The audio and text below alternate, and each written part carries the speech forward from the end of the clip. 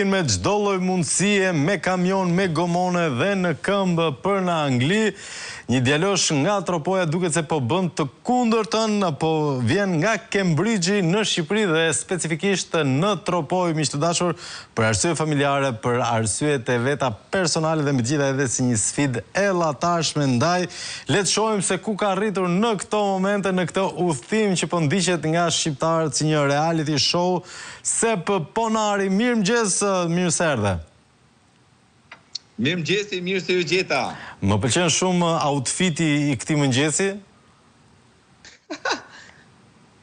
Indiana Jones nga Tropoja. Edhe atje ka vende shumë për kërkime alla Indiana Jones. Si e njerë? Sa i lodhur je?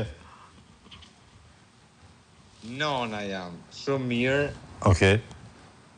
Dukem sikur Duke me pas vrapu 270 metra, jo 2700 kilometra. Tani, udhtim djem paktën. Tani nga sfondi, a janë këto arrat e Tropojës, ke mbritur? Momentalisht jam Valbon. Në Valbon. Pa. E qartë. Si ishte udhtimi një?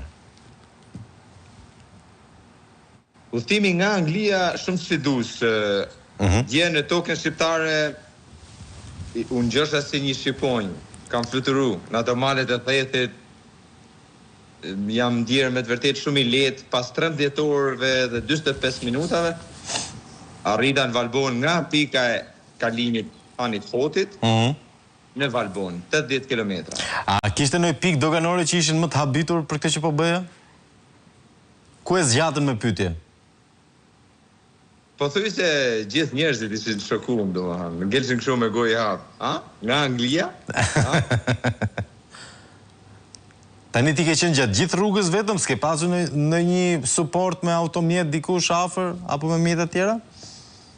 Absolutisht po, kam pas një staf prej 3-4 personave. Cili ka qenë detyra e tyre? Me 2 mjete.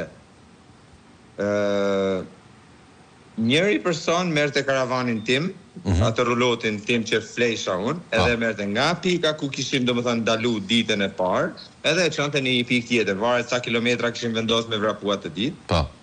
Edhe ai e çonte plus minus në atë bazë dhe instalonte e bënte gati për mua. Puna e atij domethënë ishte vetëm ajo. Tani nëse edhe ne gjë më shkumë me ble ushqime gjëra të tilla. Absolutisht. Çfarë me çfarë ushqet një që udhton 3000 kilometra me vrap? Karbohidrate, sheqer. Okej, asgjë shëndetshme domethënë. Edhe kafeinë. Domethënë na rroft kjo reklama, jo po proteina, jo po ha shëndetshëm, bio, vetëm makarona, sheqer edhe kafe. Kjo është dieta, domethënë me bazat e veta, është karbohidrate, sheqer, kafeinë edhe sheqer, domethënë. E qartë. Po mirë, si ke parametrat trupor pas 3000 kilometrave? Jam të pësu. Dgjoj, mos ndoshta, se kam një pyetje që publiku nuk do e kuptoj. Mos ndoshta edhe vëllezërit mund të kishin shoqëruar sa për dobësim të paktën? Është interesante sepse njerëzit në përgjithësi vinë për festa, vinë për raste, ke parasysh që është me hangër me pi. Po. Por po pat mund në përgjithësi, pak rëndësi ka kush është, a është vlla, apo është mega, apo është shok, zvin, sepse ka mund aty. Edhe kështu që jo, s'besoj. Për djerës nuk bëhet fjalë, domethënë, braktisën. Më tha Rudina, që isha në intervistë para 2-3 ditëve, më tha a ka mundësi ta që të kanë shoqëruar tha me makinë dhe kilometre kështu? I thashë një orë që kam unë që e maj në dorë, që regjistron çdo gjë dhe unë e publikoj në internet, edhe nuk është diçka domethënë që e manipulon dot, vetëm në mënyrë që ta manipulosh është t'japsh atë orën dikujt tjetër. Po. Po ma thuj ti mu kush i bën 2700 kilometra, 3000 kilometra vra. Absolutisht askush. Kush ta merr atë orën? Jo, kam përshtypjen as Luiza Gega nuk do e merrte përsipër në këtë lloj distance, edhe pse ajo ka bërë maratona. Çështja është, Sebi, ti nuk vjen nga një sfond sportiv, ti bën një punë krejt tjetër, ke një angazhim krejt tjetër në Mbretërinë e Bashkuar. Është absolutisht pyetje që të kanë bërë më shumë për çfarë po e bën. Unë dua të di atë momentin e parë pse vendoset te vrapi. Mund ta kishte bërë me biçikletë, me motor, çdo gjë do të kishte përbërë lajm, çdo gjë do të kishte qenë një homazh edhe për babain tënd të ndjer. Pse me vrap? Sepse jam vrapues. Me të vërtetë nuk jam sportist profesionist, unë që i vetën amator, pavarësisht se mund të hy në rankun e besoj elitës, sepse këtë që po bëj unë, janë shumë të pak njerëz që e kanë bërë në botë. Okej. Edhe sidomos me terrenin që kam pas unë, sepse e kanë bërë vrapimin e Amerikës, kanë bërë vrapimin për Angli, kanë bërë vrapimin për Europë, kanë bërë vrapimin e Australi, por jo me terrenin tim. Jo shkosh 2000 metra lart, unë javën e dytë kam bërë